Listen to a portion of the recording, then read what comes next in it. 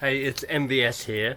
So I am this close to finishing my 14 days quarantine in Toronto. I'm back after my long sojourn in Australia.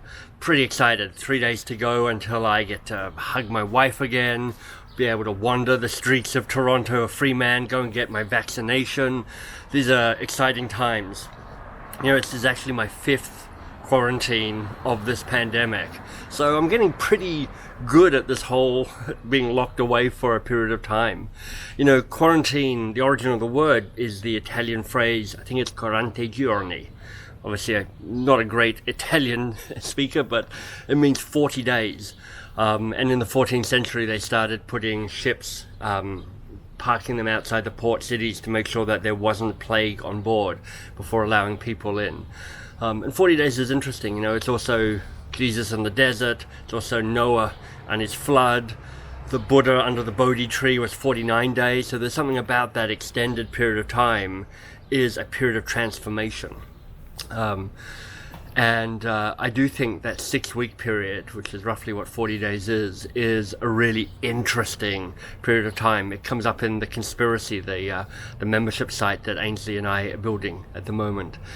But 14 days is interesting as well. And the challenge I want to lay down for you in this video is like, how do you make the next 14 days a glorious 14 days for you?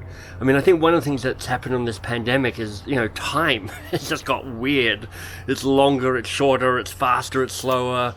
It's hard to remember much of the last 18 years because we've lost some of those markers that show up in time for us.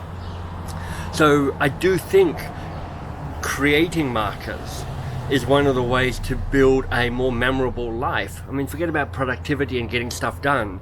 It's actually about making a memorable life. So I'm laying out the challenge for you, if you want to take it on, to think about how do you make the next 14 days, your quarantine, if you like, glorious, however you want to define that. And I think there's probably 2 steps for this. The first is to claim it. Just claim. It's like, okay, I'm this date to that date. I'm claiming that as a separate, distinct period of time in which something interesting is going to happen. So claiming it is number 1. And then, I guess, reframing it is the second part of it. Because in the reframing, you get to say, this is what I choose to focus on. And I wouldn't be overly ambitious about that. I know that's almost contradictory. But I want you to kind of think about if there was a theme for the 14 days and you're committed to doing something that would be connected to that theme every day, what might that be?